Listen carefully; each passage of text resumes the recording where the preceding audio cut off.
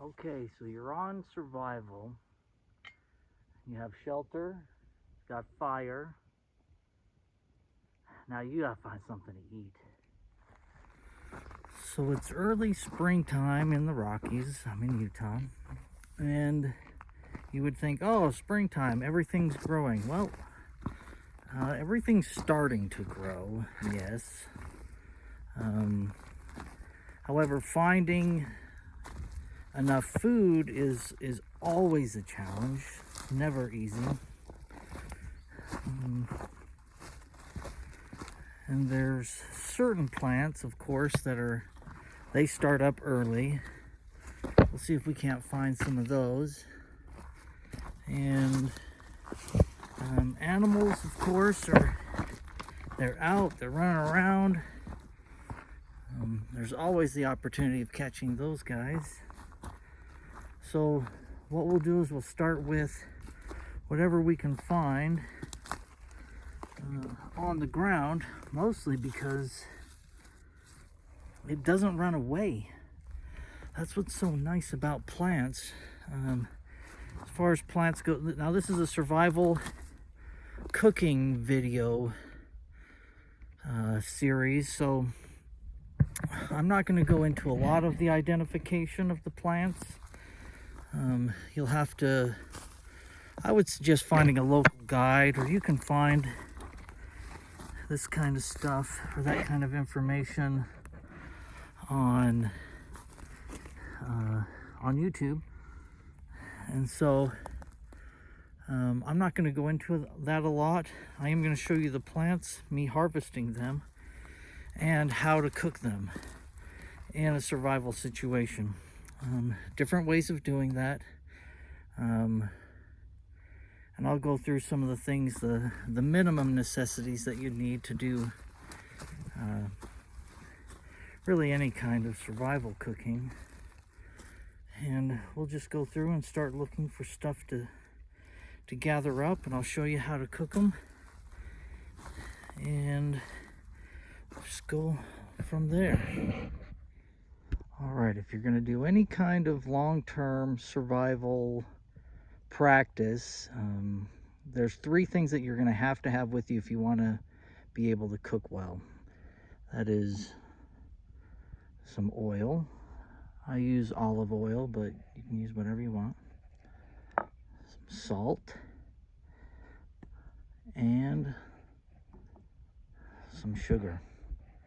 These three things you should always have in your survival pack, no matter what you're doing, because these are going to make it possible for long-term survival. They're all preservatives, for one thing. Plus, they just make everything easier as far as cooking. The other thing that you're going to want to have is a pot or a pan. Now, I use a wok. You can tell I've used this quite a bit. Cooked a lot of different meals out of it. It's pretty beat up. I think I'm probably going to replace it soon. And you're thinking, oh, well, a wok, what does that do? A wok is so perfect because it doesn't matter how big or small of the meal you're cooking, it'll be able to cook it evenly. So you'll see that it's got a very narrow bottom, and it gets bigger and bigger as it goes up. That is just really great as far as cooking in the outdoors. Plus, the way you can set that on the fire is so much easier than trying to figure out a pot kind of thing, like a flat bottom pot. I'll show you that here in just a second. But yeah, those four things you have to have. And then there's one other thing, and that is, of course, something to eat. All right, so an early springtime plant is false Solomon seal. Let's see, it looks kind of like that as it's growing.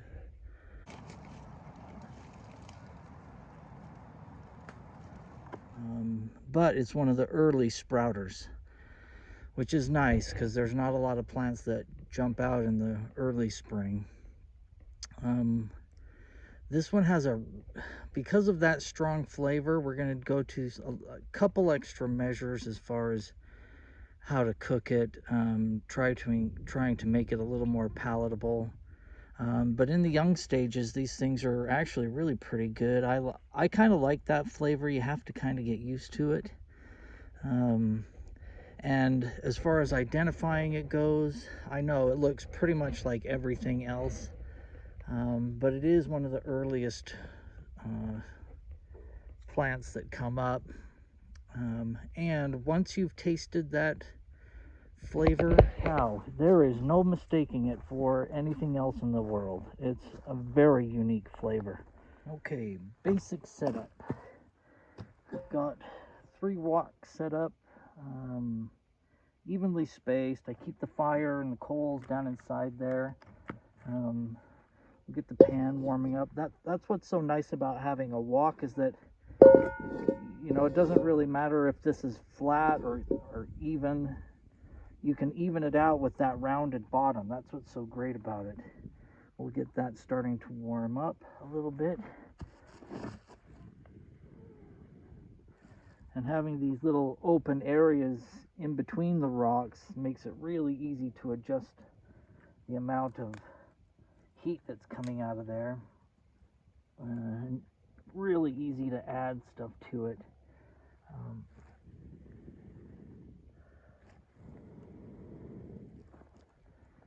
And really easy to get air in there. So we're going to let this warm up. Test it. There we go. Get a little bit of water in there.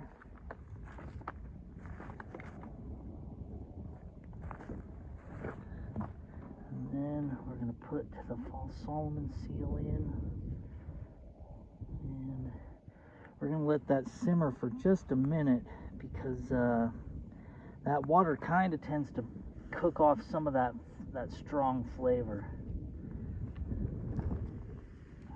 Boy, you can smell that cooking off. It's just really strong.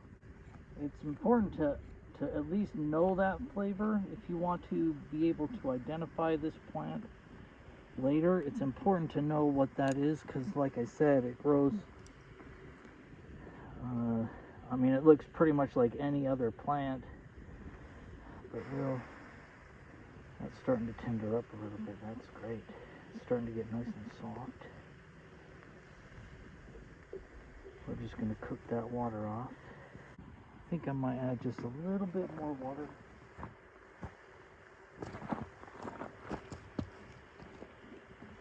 Yeah.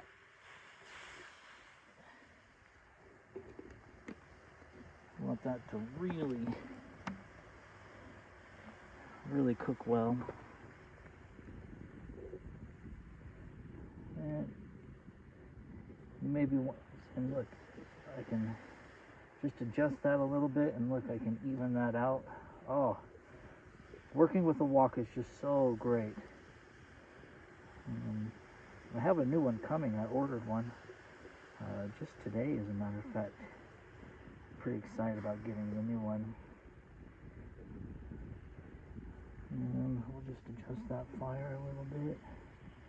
Kind of crank that up. That's coming out just right. You can see it's starting to discolor the water a little bit, which is perfect. Let's see, kind of a yellowish color, I guess maybe green, I don't know. I'm colorblind, so I can't really tell. There we go. Oh yeah, that's simmering really well now. There we go.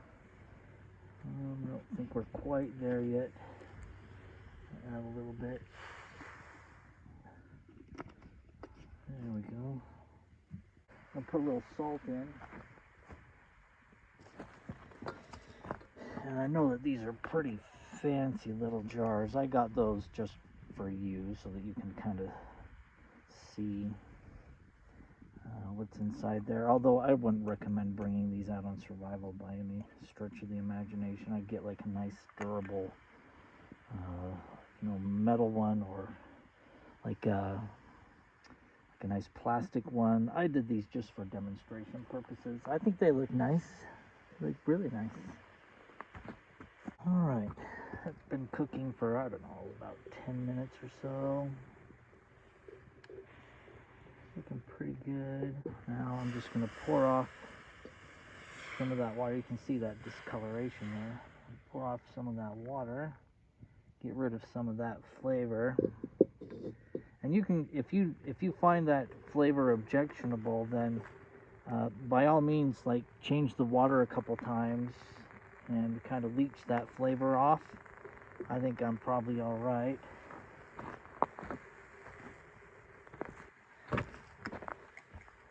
Now let's put in a little bit of oil. There we go. And that's just olive oil. That's a great product to have with you in any survival situation. There we go. Oh yeah. That's a little warm. See, I can just adjust that. Pulling a couple of those logs out. Okay. Now you'll notice I put the handle next to over a rock. And I do that because if you put the handle, you know, over here, it's right where the flames are going to be, or over here. Put it over a rock, it keeps that handle from getting too hot. Let's see. There we go. Oh yeah, now we're cooking.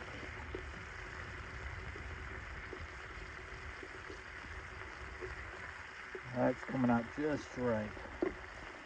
Now,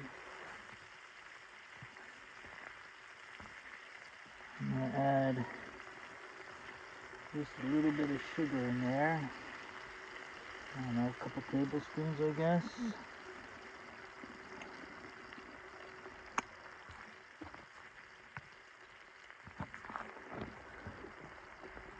There we go.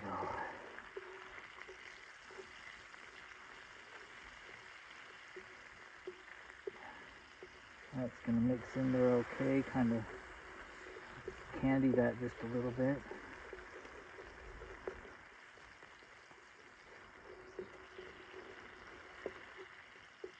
Smells good.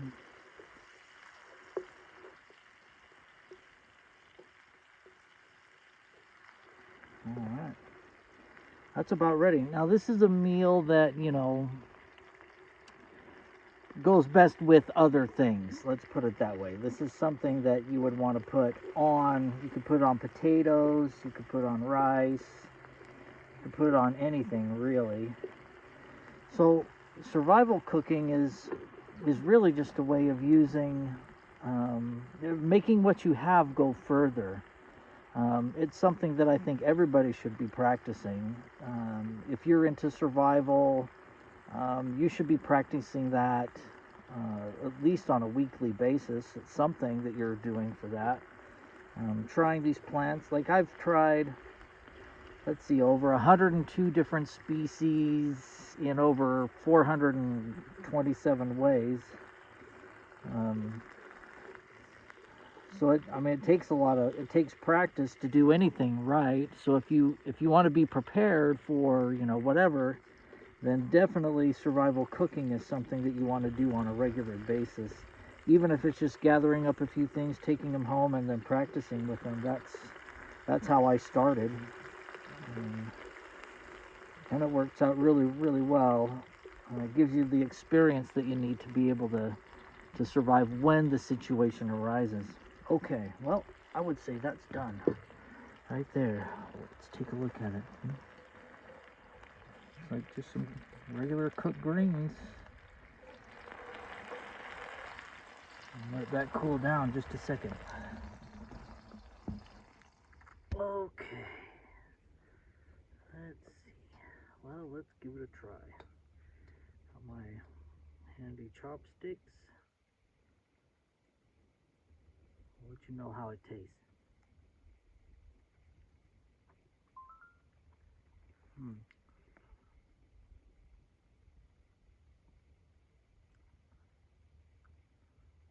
So that strong flavor I was telling you about, I mean, it's always going to be there. It's still there. but that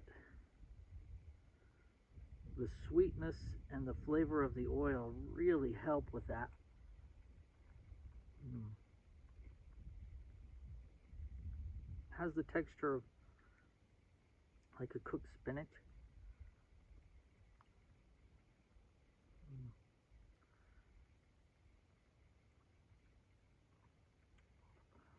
It's really pretty good. Mm. I tell you what, putting the sugar in really is like a huge plus. Just gives it that much more flavor. Salt is still good. Some flavor, the salty flavor is still there. Mm. This is something where, like I said, goes really well with other things. Like rice would be great, but in a survival situation, this is awesome. I don't know that I would eat like a ton of it, especially to start with. Like if your body's not used to eating wild, um, then kind of ease your body into it. Um, Not that it makes you sick, but it's just one of those things where you want to ease into it just a little bit. Mm. But the nutrient value, I'm sure, is probably off the charts. Um, but I didn't know if I was gonna eat the whole thing, but I really like it. I am gonna eat the whole thing, like every last leaf. Mm, that's really good, especially when you're hungry. Of course, everything is good. Um, but like I said, fall Solomon seal, early spring. It has to be a shoot, otherwise it's not palatable. You're going to want to um, boil it in 1 or 2 changes of water just to help with some of that flavor to start with. Once you're used to it, oh boy, uh, it's a flavor that you'll miss in the wintertime.